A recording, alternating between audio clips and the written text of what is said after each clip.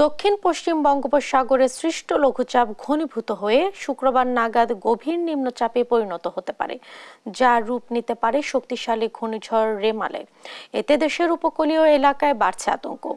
পরিস্থিতি জানাতে সরাসরি যুক্ত হচ্ছেন সাতক্ষীরা থেকে সহকর্মী শরীফুল্লাহ কায়েসার সুমন, বাগেরহাট থেকে এস সোহান। আমরা শুরুতেই যাচ্ছি সুমনের কাছে। আর সুমন, সাগরের পরিস্থিতি এখন কেমন দেখছেন? ঘূর্ণিঝড়ে ক্ষয়ক্ষতির মোকাবেলায় কোনো প্রস্তুতি দেখছেন কিনা, বিস্তারিত জানাবেন। জেসিকা, ধন্যবাদ আপনাকে। আমি দাঁড়িয়ে আছি সাতক্ষীরায়। এখানে অনুষ্ঠিত হচ্ছে দুর্যোগ প্রস্তুতি সভা অনুষ্ঠিত হচ্ছে জেলা প্রশাসক মোহাম্মদ হুমায়ুন কবিরের সভাপতিত্বে। আপনাকে বলে রাখা দরকার যে রেমাল সাগরে গতকাল থেকে কিন্তু লঘুচাপ আকারে কিন্তু তার যে উপস্থিতি সেটি নিশ্চিত করেছে এবং রেমাল যে আক্রান্ত করবে উপকূলকে সেটি মোটামুটি নিশ্চিত হয়েছে। তবে সেটি যে কোন গতি প্রকৃতিতে এবং সেটি কত কিলোমিটার বেগে এটি এখনো পর্যন্ত নিশ্চিত করা যায়নি। তবে ধারণা করা হচ্ছে 80 থেকে 120 কিলোমিটার গতিবেগ সে ধারণ করবে এবং সেই অনুযায়ী উপকূলে আঘাত হানতে পারে। এখন যা কিছু বলা হচ্ছে সবই অনুমান নির্ভর বলে সাতক্ষীরা যে প্রথম শ্রেণীর যে আবহাওয়া পর্যবেক্ষণাগার তার ভারপ্রাপ্ত কর্মকর্তা কিন্তু আমাদেরকে এভাবে জানিয়েছেন। এখনো পর্যন্ত কিন্তু নদী এবং সাগর উপকূলে কোনো সংকেত আমাদেরকে দেয়া হয়নি। তবে আজকের এই দুর্যোগ প্রস্তুতি কমিটির সভার পরই বলা যাবে যে সেখানে আবহাওয়া অধিদপ্তরের যিনি ভারপ্রাপ্ত কর্মকর্তা আছেন এবং দুর্যোগ প্রস্তুতি কমিটির যিনি প্রধান আছেন তাদের দুজনের ব্রিফ থেকেই আমরা জানতে পারবো আসলে কোন পরিস্থিতি যে পৌঁছাচ্ছে। আপনাকে বলে রাখা দরকার যে এখানে কিন্তু প্রাথমিকভাবে 4 শতাধিক শিক্ষা প্রতিষ্ঠান এবং একই সাথে সাইক্লোন শেল্টারকে কিন্তু প্রস্তুত রাখা হয়েছে। এখানে কিন্তু 5 সহস্রাধিক যারা স্বেচ্ছাসেবক তাদেরও কিন্তু প্রস্তুত করা হয়েছে রেড ক্রিসেন্ট সোসাইটি সহ বিভিন্ন এনজিও সহ স্বেচ্ছাসেবীদেরকে কিন্তু প্রস্তুত করা হয়েছে। আর আবহাওয়া অধিদপ্তরের এই যে সংকেত এবং সার্বিক পরিস্থিতি আমরা 1 ঘন্টার মধ্যেই আমরা আশা রাখছি যে আমরা বিস্তারিত জানতে পারবো এবং বিস্তারিত জানা মাত্রই নিশ্চয়ই আমরা জেসিকা আপনার মাধ্যমে আবারও সেটি আমরা উপকূলবাসীর জন্য, দেশবাসীর জন্য আমরা সেটি আবার আপনার মাধ্যমে জানাতে সক্ষম হব। এই ছিল সাতক্ষীরার সর্বশেষ।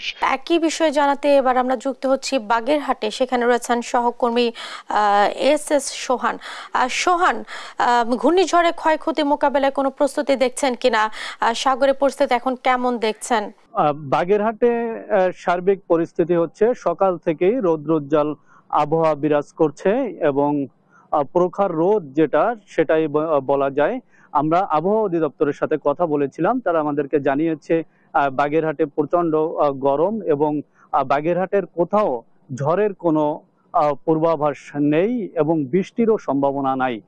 তবে আবহাওয়া অধিদপ্তর বলছে যে বঙ্গোপসাগরে লঘুচাপটি সৃষ্টি হয়েছে এবং এটি আস্তে আস্তে ঘনীভূত হচ্ছে এবং 26 অথবা 27শে মে বাগেরহাটের উপকূল জুড়ে আশ্রয় পড়তে পারার সম্ভাবনা রয়েছে। এবং ঘূর্ণিঝড়ের প্রস্তুতি সম্পর্কে আমরা অতিরিক্ত জেলা প্রশাসক অরবিন্দ বিশ্বাসের সাথে কথা বলেছিলাম। তিনি আমাদেরকে জানিয়েছেন তারা দুর্যোগ প্রস্তুতি যে কমিটি রয়েছে সেই কমিটির একটি সভা করেছে এবং বাগেরহাটের যে 9টি উপজেলা রয়েছে 9টি উপজেলার নির্বাহী কর্মকর্তাদের পর্যবেক্ষণ করতে বলা হয়েছে এবং সতর্ক অবস্থায় থাকতে বলা হয়েছে। এছাড়া মন্ত্রণালয় থেকে যদি কোনো নির্দেশনা আসে সেই নির্দেশনা অনুযায়ী তারা কাজ করবেন। এখন পর্যন্ত কোনো নির্দেশনা জেলা প্রশাসনের কাছে আসেনি। এছাড়া আমরা সকাল থেকে বাগেরহাটের বিভিন্ন উপজেলায় যে খবর নিয়েছি সব জায়গায় রৌদ্রোজ্জ্বল আবহাওয়া বিরাজ করছে বলে জানা গেছে। বাগেরহাটের মংলা বন্দর থেকে। এই ছিল আমার কাছে সর্বশেষ। এবার আমরা যাচ্ছি বরিশালে, সেখানে রয়েছেন সহকর্মী শফিক। শফিক, মন্ত্রণালয় থেকে কোনো নির্দেশনা এসেছে কিনা ঘূর্ণিঝড়ের বিষয়ে, কি তথ্য রয়েছে আপনার কাছে? জেলা প্রশাসক কি বলছেন? আসলে আপনি যেমনটি বলছিলেন যে বঙ্গোপসাগরে কিন্তু গত কয়েকদিন যাবত ধরে একটা লঘুচাপ কিন্তু খেয়াল করছে আবহাওয়া অফিস যেগুলো আছে তারা, এবং তারা আমাদেরকে আজকে যেটা জানিয়েছে যে এই লঘুচাপ কিন্তু সামনে আরো যে 24 ঘন্টা আছে, 24 ঘন্টার মধ্যে নিম্নচাপে পরিণত হয়ে সেটা কিন্তু একটা ঘূর্ণিঝড়ে রূপান্তর হতে পারে, এবং এই ঘূর্ণিঝড় কিন্তু দেশের দক্ষিণ পশ্চিমাঞ্চলে আছড়ে পড়তে পারে আগামী 26 কিংবা 27 তারিখ। তো আসন্ন ঘূর্ণিঝড় মোকাবেলায় কিন্তু আমরা যেটা জেনেছি, বরিশাল জেলা প্রশাসনের সাথে আমরা কথা বলেছি, তারা আমাদেরকে যেটা জানিয়েছে যে নদী বন্দরগুলোতে কিন্তু 1 নম্বর সতর্কতা সংকেত জারি করা আছে। আমরা কিন্তু বর্তমানে বরিশাল নদী বন্দরে আছি এবং এখানে এসে দেখেছি যে অভ্যন্তরীণ রুটের লঞ্চ চলাচল মোটামুটি স্বাভাবিকই আছে। লঞ্চ মালিকরা আমাদেরকে জানিয়েছে যে এই সতর্কী বার্তা যখন বিপদ সংকেতে উত্তীর্ণ হবে তখন তারা আসলে লঞ্চ চলাচল বন্ধ রাখার সিদ্ধান্ত নেবে। একই সাথে বরিশাল জেলা প্রশাসনের সাথে সাথে আমরা কিন্তু যে বরিশাল বিভাগের উপকূলবর্তী দুটি জেলা পটুয়াখালী এবং বরগুনা, সেখানকার সংশ্লিষ্টদের সাথেও কথা বলেছিলাম। তারা আমাদেরকে যেটা জানিয়েছে যে ঘূর্ণিঝড় এটা যদি বরিশালের এই উপকূলবর্তী অঞ্চলে আঘাত হানে সে ব্যাপারে কিন্তু তারা একদমই সচেতন আছে। তারা সাইক্লোন সেন্টার যেগুলো আছে সেগুলো কিন্তু মানে তৈরি রাখার চেষ্টা করছে। একই সাথে কিন্তু আপনাকে আরেকটা বিষয় জানাতে চাই যে এই ধরনের দুর্যোগে সবচেয়ে বেশি ক্ষতির শিকার যারা হয় তারা কিন্তু জেলে এবং কৃষক সম্প্রদায়। তো কিন্তু বর্তমানে কিন্তু 65 দিনের একটা নিষেধাজ্ঞা চলছে সাগরে, তো এই কারণে জেলেরা খুব একটা আসলে সাগরে নেই। তবে কৃষক সম্প্রদায় যারা আছে তাদের এখন আসলে এই মৌসুমের যে ফসল সেটা আসলে কাটার একটা মৌসুম। তো ঘূর্ণিঝড় যদি আসে সেটা কিন্তু তাদের জন্য একটা বিপদের কারণ হবে বলেই আমাদেরকে কিন্তু কৃষি অধিদপ্তর থেকে জানিয়েছে।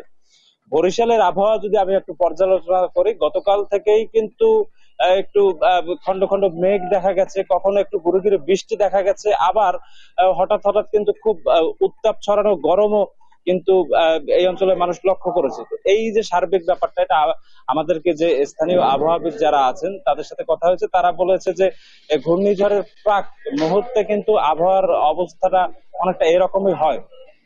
তো যদি আগামী 26 তারিখ যে ঘূর্ণিঝড় সেটা যদি আছড়ে পড়ে বরিশালে, তবে আসলে একটা ক্ষয়ক্ষতির সম্ভাবনাই আছে। আমরা আরো যেটা জানতে পেরেছি যে এই যে আসন্ন যে ঘূর্ণিঝড়, সেই ঘূর্ণিঝড়ের নাম কিন্তু রাখা হয়েছে রোমেল। এটা একটি ওমান যে দেশ, সেই দেশের আঞ্চলিক ভাষার একটি শব্দ, এবং সেই শব্দের শাব্দিক অর্থ হচ্ছে সমুদ্র তীরের বালু। এই যে আসলে আসন্ন ঘূর্ণিঝড়, সেই ঘূর্ণিঝড়ের ব্যাপারে বরিশাল জেলা প্রশাসন, পটুয়াখালী এবং বরগুনা এই দুই জেলা প্রশাসন সহ আশেপাশের যে জেলাগুলো আছে সেই জেলার সংশ্লিষ্ট সবাইকে নিয়েই কিন্তু বিভাগীয় পর্যায়ের যে প্রশাসন আছে তাদের সভা হয়েছে। তারা কিন্তু সকলকেই আসলে আসন্ন যে ঘূর্ণিঝড় সে ব্যাপারে আসলে প্রস্তুতি নিতে বলেছে। আবহাওয়া আসলে পর্যালোচনা চলছে, এটা আসলে পর্যালোচনার শেষে যখনই আসলে একটা দুর্যোগ আসন্ন থাকবে, যখন ঘূর্ণিঝড়ের একটা আসার সম্ভাবনা তৈরি হবে, একই সাথে এই যে সতর্ক বার্তা যেটা আবহাওয়া দপ্তর থেকে দেয়া আছে সেটা যখন আসলে বিপদ সংকেতে রূপান্তরিত হবে, তখন কিন্তু তারা একীভূত ভাবে সমন্বিত ভাবেই আসলে এই দুর্যোগ মোকাবেলায় ঝাঁপিয়ে পড়বে বলে আমাদেরকে নিশ্চয়তা দিয়েছে। একই সাথে যদি ঘূর্ণিঝড় সংঘটিত হয় তো তার পরবর্তী সময়ে যে উদ্ধার কাজ আছে সেই ব্যাপারে কিন্তু যারা স্বেচ্ছাসেবী তাদেরকে নিয়েও কিন্তু আলোচনা চলছে যে যদি ঘূর্ণিঝড় হয় তো পরবর্তী দুর্যোগ মোকাবেলার জন্য তাদের যে সহায়তা লাগবে সে ব্যাপারে কিন্তু সভা চলছে। একই সাথে বিদ্যুৎ বিভাগকেও কিন্তু সঙ্গে নিয়ে বরিশাল জেলা প্রশাসন কাজ করছে যে নিরবিচ্ছিন্ন বিদ্যুৎ যেন আসলে পায় সে ব্যাপারে আসলে পদক্ষেপ নেওয়ার কথা জানিয়েছে। এবং একই সাথে দুর্যোগ মুহূর্তে যদি বৈদ্যুতিক তার, খুঁটি, অন্যান্য বিষয়গুলো ক্ষতিগ্রস্ত হয় সেগুলো যত দ্রুত আসলে মেরামত করে পরবর্তীতে বিদ্যুতের সরবরাহ আবার পুনরায় আগের জায়গায় ফিরিয়ে নেওয়া যায় সে ব্যাপারেও কিন্তু আসলে কথাবার্তা চলছে। বরিশাল জেলা প্রশাসন আমাদেরকে খুব ভালোভাবেই আসলে জানিয়েছেন যে তারা সামনের যে আসন্ন ঘূর্ণিঝড় সেটা যদি সত্যি চলেই আসে, সেখানে যতটুকু সম্ভব যে ক্ষয়ক্ষতি যতটুকু হবার মতো আসলে মাত্রা আছে সেটা যতটুকু আসলে কমিয়ে আনা সম্ভব সে ব্যাপারে কিন্তু তারা কাজ করে যাচ্ছে। একই সাথে আমাদের এই অঞ্চলের যে সমুদ্র তীরবর্তী যে দুটি জেলা পটুয়াখালী এবং বরগুনা, সেই দুই জেলার প্রশাসনও কিন্তু বেশ সচেতন ভাবেই কাজ করে যাচ্ছে। তারা কিন্তু আবহাওয়ার প্রতি নজর রাখছে, আঞ্চলিক আবহাওয়া অফিসগুলোর থেকে প্রতিনিয়ত তারা তথ্য নিচ্ছে। তো এই ছিল বরিশাল নদীবন্দর থেকে আমার কাছে এই যে আসন্ন ঘূর্ণিঝড় রোমেল সে ব্যাপারে সর্বশেষ স্থানীয় প্রশাসনের প্রস্তুতির ব্যাপারে সর্বশেষ খবর। জেসিকা। শফিক, আপনাকে ধন্যবাদ। দর্শক, ঘূর্ণিঝড় রেমালের প্রস্তুতির বিষয়ে জানাচ্ছিলেন আমাদের সহকর্মীরা।